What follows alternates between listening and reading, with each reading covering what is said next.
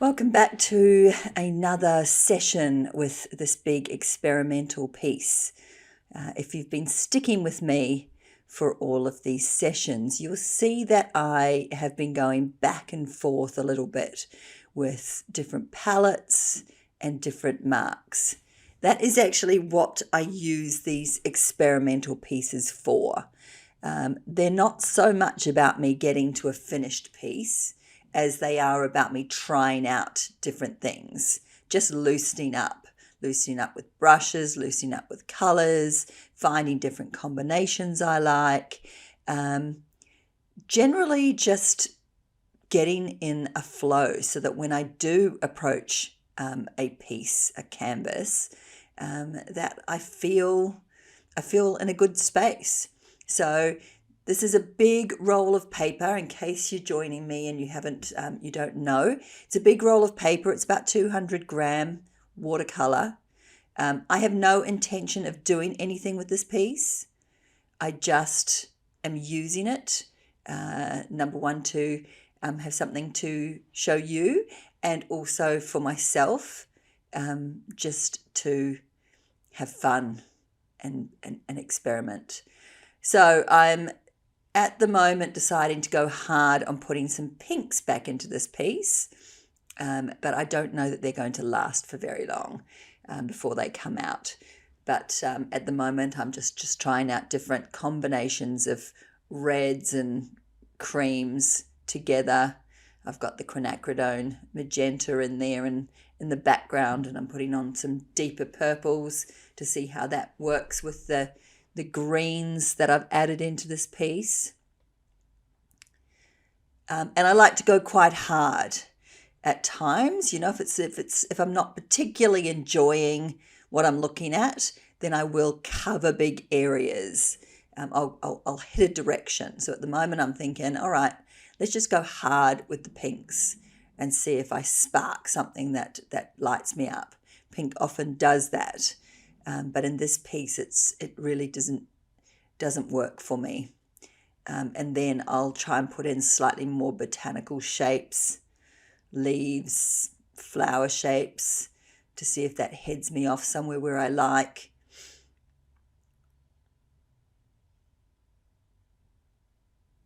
And I've gone back to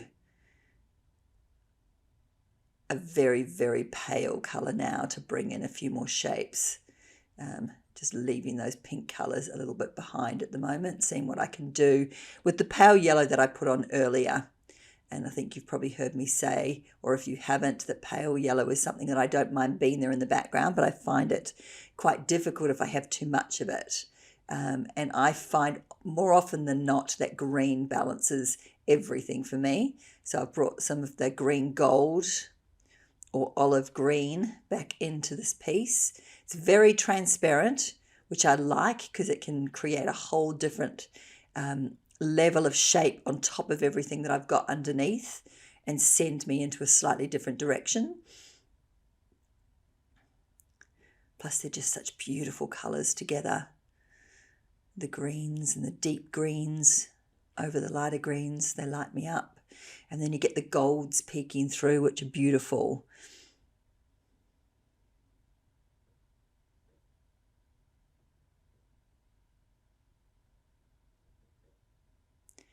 That's a really nice ochre colour, and beiges, just again trying to bring in some colours that light me up, and these sort of colours really light me up at the moment, so bringing in a few different shapes there.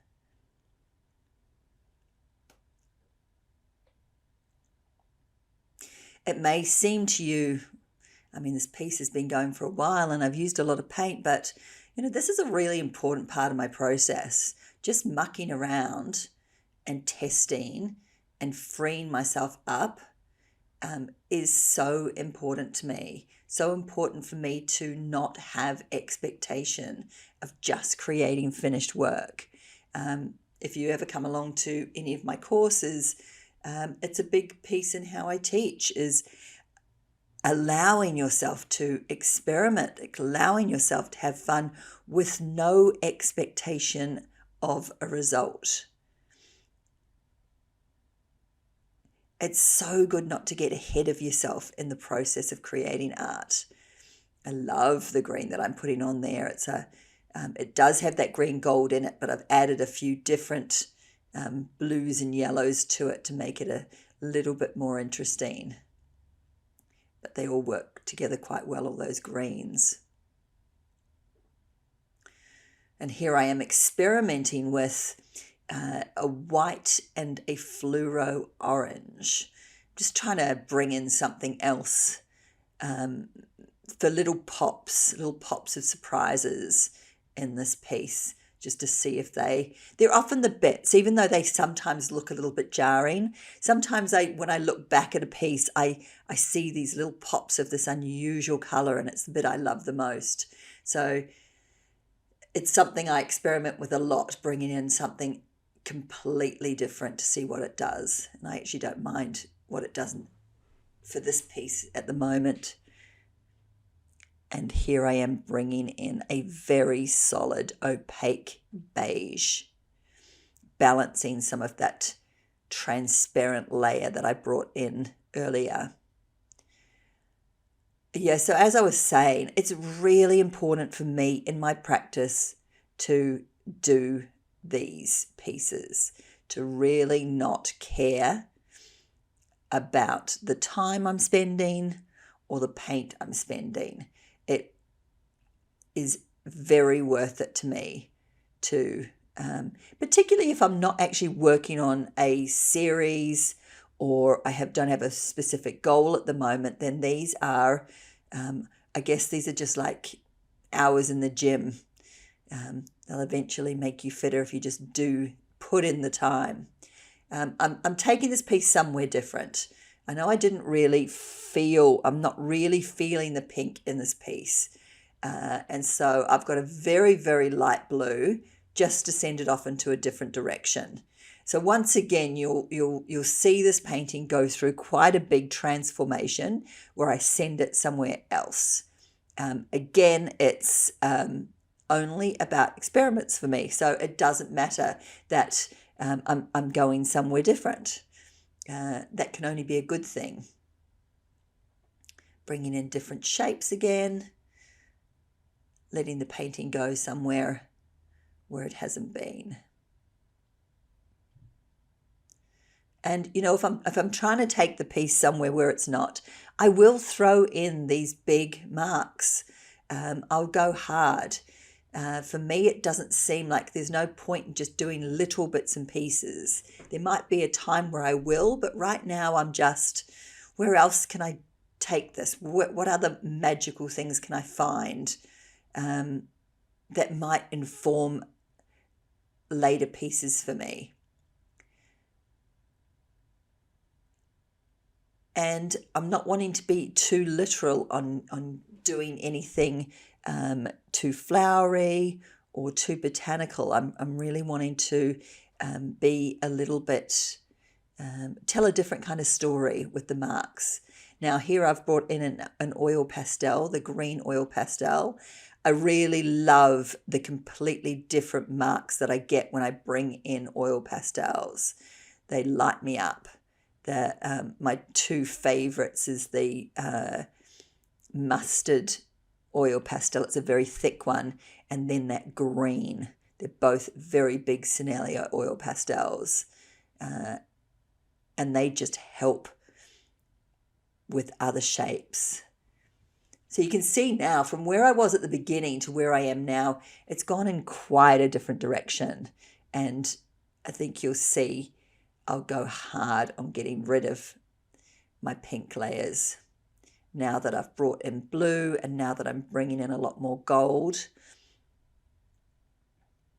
And every now and then some spray paint.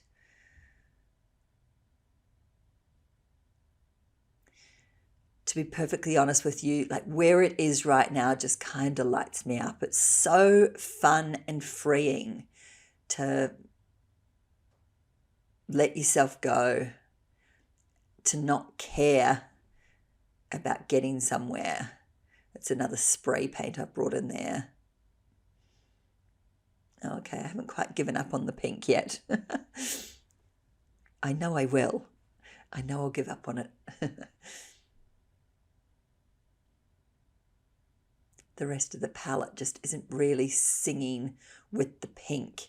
And I think when I give myself a bit of time to stand back, I'll see that and I'll decide to do something completely different. But so often pink is such a great answer for me that when I want to get lit up by something again, when I want the piece to light me up, I'll choose some kind of pink to bring in, and it usually works.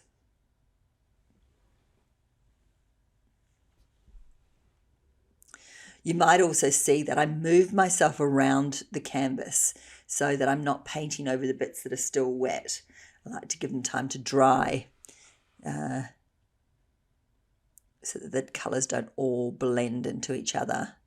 So I created those white negative spaces, but now I'm going over some of them so that they don't stand out as much as they did. Going very, very hard on this gold colour, which is one of my favourites. And I'm just trying to take this again off into another direction. So I'll bring in a few different types of gold. And this you'll see that I do a lot as well. I use one colour and then I change it a bit so that there's different tones but the same kind of colouring. So it all works together. Now that may look like white to you, but I very rarely use a complete white. It's always got some other colour in it. Same with black. I call it my very nearly white, my very nearly blacks. They're filled with other colours, so they're not quite so stark. And they speak to the colours that are already in the painting.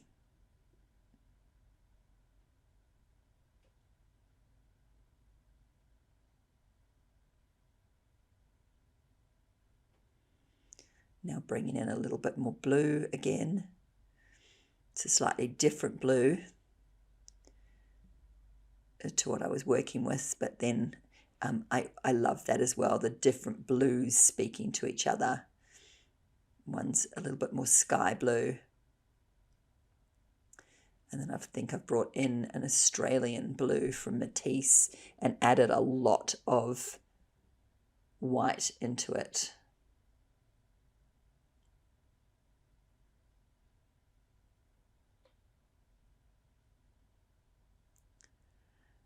That's pure, it's not pure black, but it is very dark. I think it's got some Payne's grey in it as well, just to get some different stories, smaller stories into the piece.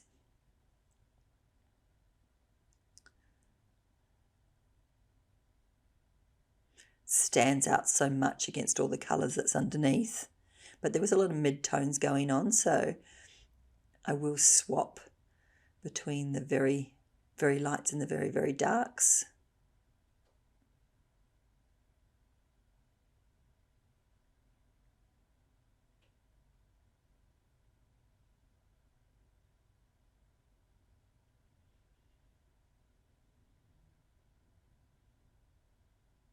You see, I'm working quite small with small brushes at the moment. And again, that's something that I do. I go to small stories or big stories. So, and I'll go back and forward between.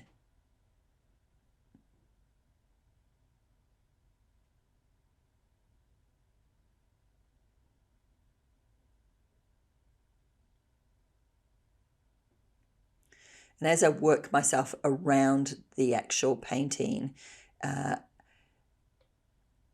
I don't get too focused on one part. I try and move it around so I'm not thinking too hard. Not getting too obsessed.